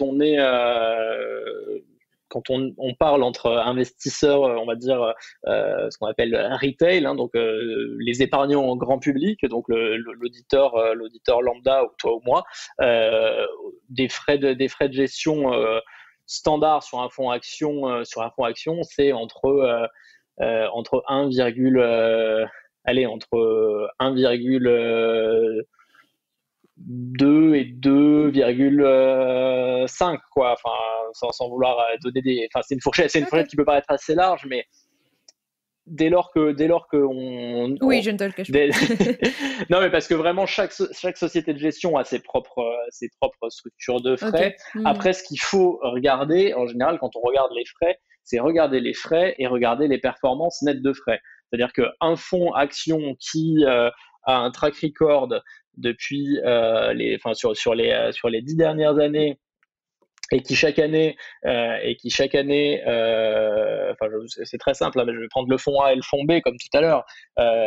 Le fonds A depuis 10 ans fait tous les ans plus 10% et a des frais à 2,5%. Et le fonds B depuis 10 ans fait tous les ans plus 6% et a des frais à 1,5%. Bah, en fait, il vaut mieux parfois payer un peu cher pour avoir plus de performance. Donc, parler que des frais, c'est un peu, c'est biaisé, et il faut regarder les frais au regard des performances qui sont délivrées par les gérants. Et donc, c'est pour ça que généralement, il faut plutôt regarder les performances nettes de frais. C'est ça qui va permettre de comparer deux fonds. Après, le fait est, et c'est pour ça que je dis les supports intéressants en épargne salariale, parce qu'il y a beaucoup d'acteurs de la place qui en épargne salariale font ce qu'on appelle des fonds de fonds. Et donc, en fait, on se retrouve avec des coquilles qui sont à l'intérieur des PE et des PER, qui elles-mêmes vont investir dans d'autres fonds. Et donc, en fait, on a un empilement des couches de frais qui est assez important et qui fait que la performance, justement, finale est vraiment pas dingue. Donc, c'est vraiment ça qu'il faut regarder en parallèle des frais. C'est toujours la performance nette de frais au final. Là, tu donnes un conseil qui, en fait, en vrai, est valable même au-delà de l'épargne Au-delà salariale. de l'épargne salariale, Donc, complètement. c'est cool parce que, en gros, tu veux investir pour choisir un fonds, tu regardes sa performance et ses niveaux de frais. Ou finalement, la question que j'ai envie de te poser, parce que c'est pas si simple que ça, les gens nous écoutent, même moi, bon. Finalement, heureusement, je n'ai pas accès à l'épargne salariale. Non, je rigole, mais les gens qui ont accès à l'épargne salariale, déjà qui ont cette chance, qui sont arrivés jusque-là dans l'épisode et qui se disent, mais il est mignon, Benjamin, mais je fais comment, moi? En fait, comment est-ce que tu accèdes à cette information? Parce qu'en fait, c'est pas si simple que ça. C'est quoi? C'est ton RH qui te fournit ça? Il faut directement t'adresser à l'organisme auprès de qui s'occupe de ton épargne salariale. Et en fait, bon, on est d'accord, hein, chez Epsor, c'est ça que vous essayez de désopaciser, parce que c'est pas simple d'avoir cette information. Il faut aller demander au gestionnaire, c'est quoi tes performances sur les dernières 5 dernières années, et puis c'est quoi tes niveaux de frais? Et en général, moi, pour avoir déjà eu cette conversation, c'est vraiment Jojo l'embrouille, les niveaux de frais. Hein. Parce qu'on te dit non, il y en a pas, et en fait, les gens sont souvent pas capables, et même les conseillers, des fois, n'arrivent pas à me dire, alors, sur les frais de versement, il y a ça, sur les frais d'arbitrage, il y a ça, sur les frais de gestion, il y a ça, on n'en a pas parlé, mais il y a aussi les frais d'assurance, je crois. Et voilà, en gros, qu'est-ce que tu conseilles à quelqu'un qui a accès à ce dispositif et qui aimerait éventuellement aller se frotter à la recherche d'informations? Effectivement, c'est ce que tu disais, tout ça est assez opaque, et autant il existe sur tous les autres produits de placement, type assurance vie, PEA, ils sont régis par une directive européenne qui a instauré un peu de transparence autour de ces produits-là et qui oblige les acteurs à être transparents, quand bien même l'information est compliquée à aller chercher, mais qui oblige à être un peu plus transparent. Sur l'épargne salariale et l'épargne retraite, on est en dehors de cette réglementation-là, donc du coup, il n'y a aucune obligation de transparence de la part des acteurs, ce qui rend les choses encore plus opaques. Pour autant, justement, le salarié dans une entreprise qui nous écoute et qui est intéressé pour comprendre à la fois les performances et les frais auxquels il est assujetti, là, le premier endroit où il peut trouver l'information, c'est sur le site et sur la plateforme sur laquelle il a accès à son épargne salariale. Normalement, à cet endroit-là, il va avoir accès à la liste des fonds qui lui sont proposés par son entreprise et il va avoir accès pour chacun des fonds à ce qu'on appelle un document qui s'appelle le DC, c'est le document d'information clé pour l'investisseur. Donc c'est déjà un peu un nom barbare. Le document, quand on l'ouvre, il est un peu barbare et plein de jargon financier, mais en tout cas, à l'intérieur de ce document-là, on trouve un historique de performance, on trouve les niveaux de frais du fonds, mais donc c'est un peu un chemin du combattant pour aller trouver ces informations-là qui ne sont pas extériorisées clairement et directement sur les plateformes des différents prestataires. Bon. Désolée, c'est un peu la mauvaise nouvelle de l'épisode. C'est que effectivement, voilà, en fait, finalement, c'est un peu triste parce que tu te dis, malgré le niveau de vulgarisation qu'on a envie de faire, c'est vrai qu'il y a un certain nombre de barrières à aller franchir pour un épargnant comme toi et moi qui a envie de s'intéresser, de s'informer, qui veut faire des placements éclairés en fait pour son avenir, parce qu'on vient de parler de tout l'intérêt de tout ça.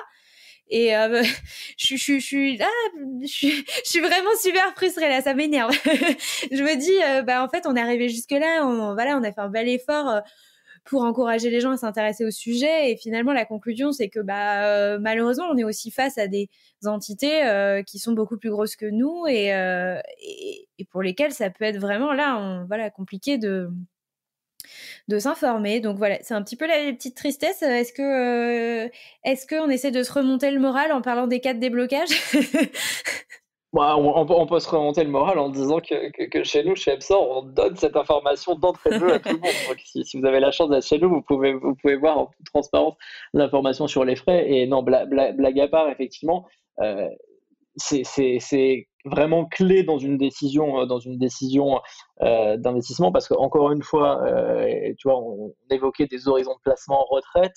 En fait, une différence de 1% par an voire même de 0,5% par an sur ta perf nette parce que tu as des frais qui sont plus élevés sur un horizon de placement extrêmement long, ça peut encore une fois, comme tu le disais tout à l'heure, être plusieurs milliers d'euros, voire dizaines de milliers d'euros qui sont concernés.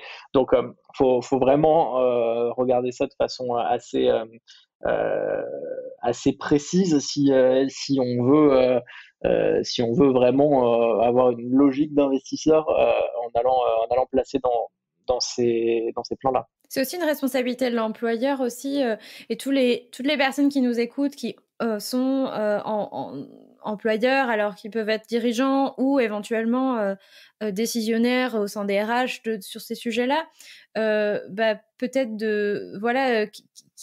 si après avoir écouté cet épisode, on les a un petit peu sensibilisés, c'est un dispositif qui est accessible, je crois, à toute entreprise de plus de 1 salarié. Si vous vous intéressez à ces sujets, en fait, ne négligez pas, entre guillemets, les petites lignes. On a l'impression que c'est peut-être le dernier sujet à regarder. C'est un peu comme un patron qui irait négocier une mutuelle en regardant que le prix que ça va lui coûter et pas du tout les avantages qu'il y aurait pour ses salariés dans le pack. Là, c'est un peu pareil. C'est comme si c'est bon, ça c'est fait, je vais mettre en place l'épargne salariale, et puis sans vraiment aller regarder dans les détails et en fait peut-être souscrire à quelque chose qui a énormément de frais et qui est finalement pas très avantageux pour les épargnants. Donc on a fait notre job de sensibilisation en tout cas. Mais t'as complètement raison de faire ce parallèle avec la mutuelle parce que effectivement, en fait, si ce n'est que la mutuelle est obligatoire, évidemment, donc toute entreprise est obligée d'y aller.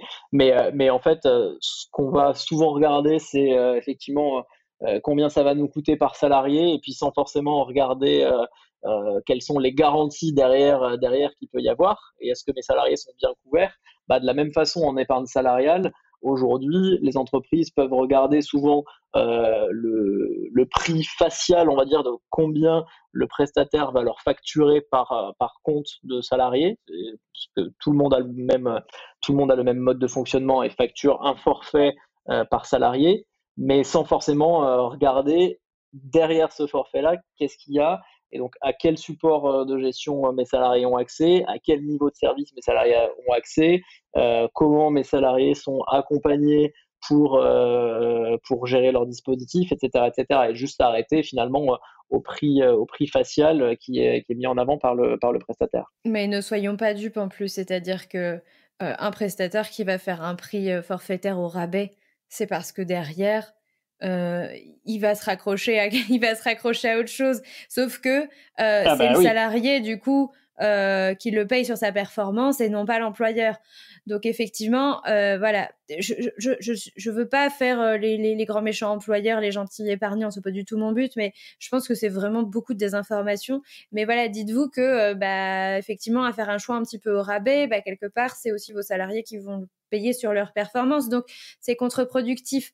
Bon, voilà, peu importe.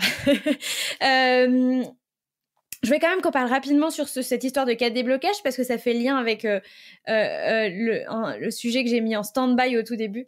Les cas de déblocage les plus fréquents sur son plan épargne entreprise, c'est quoi? C'est le départ de l'entreprise, Oui, le mariage. Non, alors statistiquement, c'est plutôt le départ de l'entreprise, puisque c'est un cas de déblocage, et donc du coup, il est fréquent que, voilà, quand on a quitté une entreprise, plutôt que de laisser son épargne investie, on en profite pour la retirer.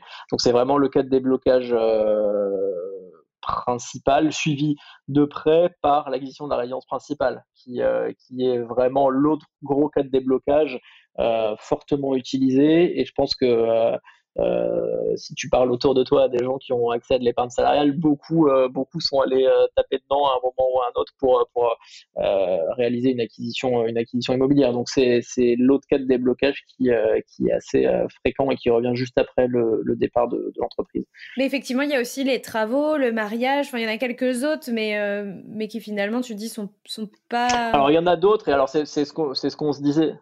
C'est ce qu'on se disait tout à l'heure, ils sont beaucoup plus nombreux sur le PE que sur le PER.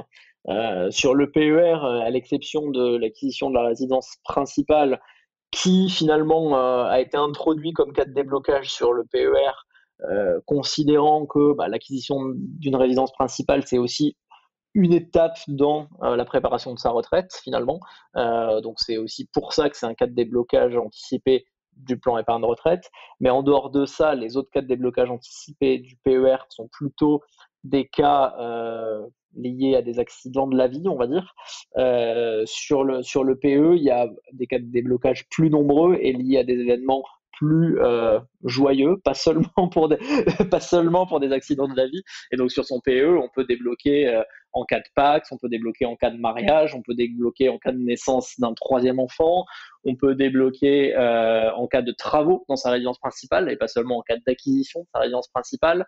On peut ensuite débloquer en cas de divorce ou de dissolution de Pacs. Enfin bon voilà, il y a beaucoup de cas en tout cas de situations de la vie où on pourrait être amené à avoir besoin d'épargne qui rentrent dans les cas de déblocage anticipé.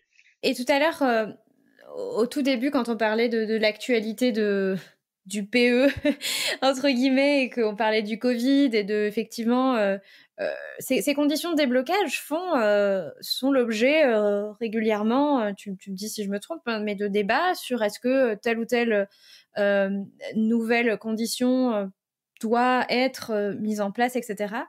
Et moi, je lisais en faisant mes recherches que notamment un des derniers cas qui a été instauré, c'est celui des violences conjugales. Alors, ça n'a pas l'air très fun, mais globalement, comme c'est un vrai progrès, voilà, j'avais envie juste de le mentionner et donc aujourd'hui, voilà, un homme ou une femme, enfin une personne qui est victime de violences conjugales peut débloquer son PE, ce qui peut être évidemment d'une grande aide parce qu'on sait que c'est des périodes de transition qui peuvent être très compliquées. La question peut-être un peu plus ouverte et optimiste que j'ai envie de te poser, c'est quels sont les débats en fait actuels autour de ces cas de déblocage. Est-ce qu'il y a des vrais sujets un peu brûlants ou sur le point d'être votés sur encore de nouvelles ouvertures de conditions de déblocage? Alors, il n'y a rien de brûlant ou sur le point d'être voté sur ces sujets-là. Effectivement, le déblocage pour violence conjugale a été une grosse avancée l'année dernière qui a été votée. Il y a eu des débats justement l'année dernière, c'est ce que je disais en début d'épisode, autour du Covid et qu'est-ce qu'on pourrait rajouter. Un des éléments qui a été mis en avant et qui a été sur lequel voilà il y a toujours des débats, mais il y a rien de chaud d'un point de vue législatif. C'est de pouvoir utiliser l'épargne salariale pour faciliter des investissements dans la transition écologique. Donc typiquement l'achat de véhicules propres, la rénovation énergétique de son logement ou ce genre de choses. Donc il y a eu ces sujets-là qui ont été mis sur le tapis sans avancée concrète pour l'instant dessus. Donc voilà, à suivre, mais pour l'instant pas de cas un peu chaud qui pourrait arriver dans les prochains mois si vous avez en tête de débloquer de l'épargne. Bon, merci Benjamin. Rassure-moi, vous avez une épargne salariale chez Epsor. Rassure-moi. Évidemment. On dit souvent que les cordonniers sont les plus mal chaussés, mais j'avoue que dès le premier salarié dans l'entreprise. Comme tu disais tout à l'heure, on peut mettre en place ça dès le premier salarié. Donc, dès le premier salarié, on a fait le choix de mettre en place de l'épargne salariale. Et quand on a lancé notre offre en épargne de retraite, dans la foulée, on a mis en place de l'épargne de retraite aussi pour nos collaborateurs. La dernière question avant qu'on se quitte, je donne toujours l'occasion à mes invités d'interpeller les auditeurs. Qu'est-ce que tu auras envie de leur dire ou leur poser comme question pour les interpeller mais quelque part, c'est voilà, quand tu te retrouves entre amis et que le sujet un peu l'argent, l'épargne salariale et tout arrive sur le tapis, c'est quoi ton cheval de bataille, tu vois, ce que tu aimes bien mettre en avant pour sensibiliser les gens à cette thématique-là? C'est une bonne question et effectivement, je pense que le cheval, le cheval de bataille, je ne sais pas si c'est le cheval de bataille, mais en tout cas, je pense un des sujets qui peut vraiment, à mon avis, amener un certain nombre d'entre nous à s'intéresser à ces sujets-là et à ces sujets d'épargne. Et je dis peut-être ça parce que je suis en train de vieillir d'année en année et quand même je m'intéresse pas complètement à ma retraite et je me dis pas que c'est pour demain, mais c'est quand on regarde les modèles de retraite en France et qu'on a aujourd'hui 30, 35, 40 ans, je pense qu'on peut se poser de grosses questions sur ce qui va se passer dans 20 ou 25 ans. Et donc, le cheval de bataille, un petit peu, ou la façon d'interpeller, c'est effectivement de se dire, les gars, la retraite, pour vous, ça va pas du tout être la même chose que celle qu'ont pu connaître nos parents. Et donc, du coup, il faut sans doute beaucoup plus l'anticiper de façon individuelle et le prévoir suffisamment tôt. Donc, c'est peut-être un petit peu ça le cheval de bataille pour amener à s'intéresser au sujet de l'épargne et qui plus est de l'épargne un peu longue, mais de faire prendre conscience en tout cas qu'il y a un vrai sujet qui est peut-être qui paraît très lointain, mais en fait qu'il faut anticiper, que beaucoup de quand on regarde nos voisins dans beaucoup de pays, la relation à l'épargne n'est pas du tout la même que celle qu'on peut avoir en France, et souvent pour une bonne raison qui est que en fait les citoyens de ces pays-là sont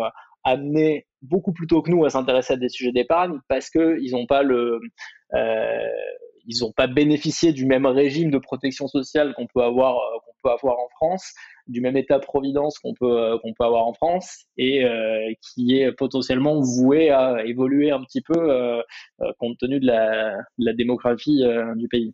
Ouais.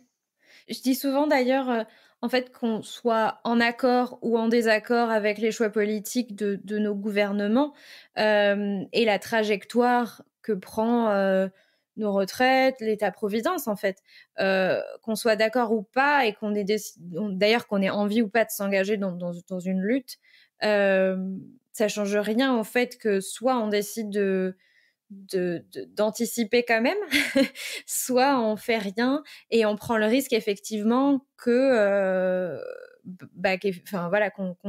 que ce soit pas conforme à ce qu'on aurait voulu, quoi. Donc voilà, qu'on soit d'accord ou pas avec ce qui est en train de se passer. Ouais, mais qui est potentiellement un gros risque. Donc exactement. Il faut bien le mesurer. Exactement. Si on fait le choix de le prendre, si on fait le choix de se dire bah non, moi je suis dans la lutte politique, militante, mais à côté, je mise tout là-dessus et je mise rien sur préparer individuellement ma retraite.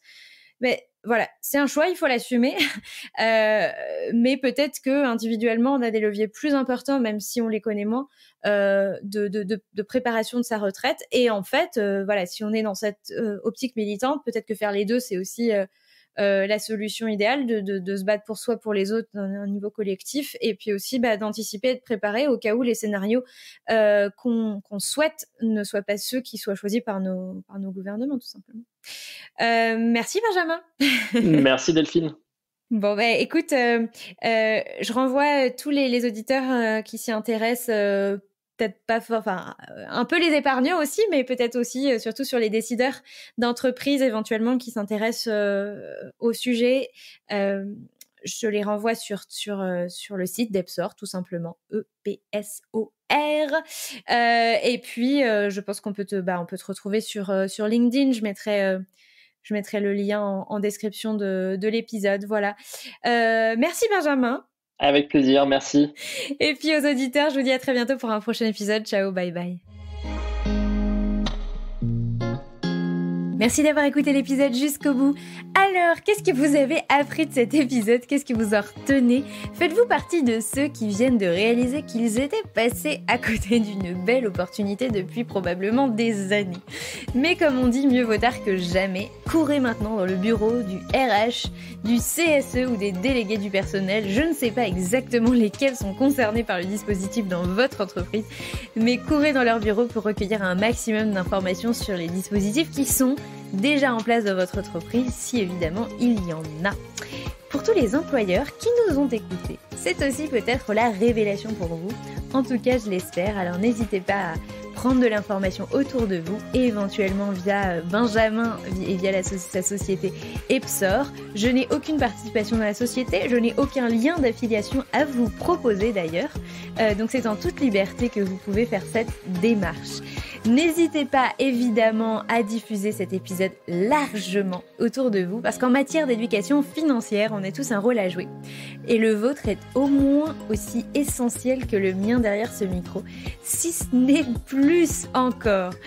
Et enfin, je voulais terminer cet épisode à l'adresse des nombreuses personnes qui n'ont pas pu réserver de créneaux de sessions stratégiques individuelles avec moi depuis le début du mois parce qu'il y a eu très peu de créneaux de sessions individuelles au mois de février. En tout cas, en début du mois de février, mon emploi du temps ayant été très chargé, je n'ouvre que quelques créneaux par semaine. Donc voilà, c'est difficile.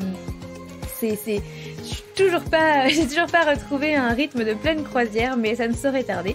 Et donc à l'heure où j'enregistre, il doit y avoir peut-être encore une dizaine de créneaux disponibles d'ici la fin du mois de février pour les personnes les plus motivées à participer au programme Start, en tout cas qui se posent la question et qui souhaitent en discuter avec moi pour que je leur offre un éclairage sur leur situation. Allez-y, le lien est en description de l'épisode, en tout cas, foncez, il n'y aura pas beaucoup de place ce mois-ci. Je vous retrouve très bientôt pour un nouvel épisode. D'ici là, prenez soin de vous et de vos finances. Ciao, bye bye.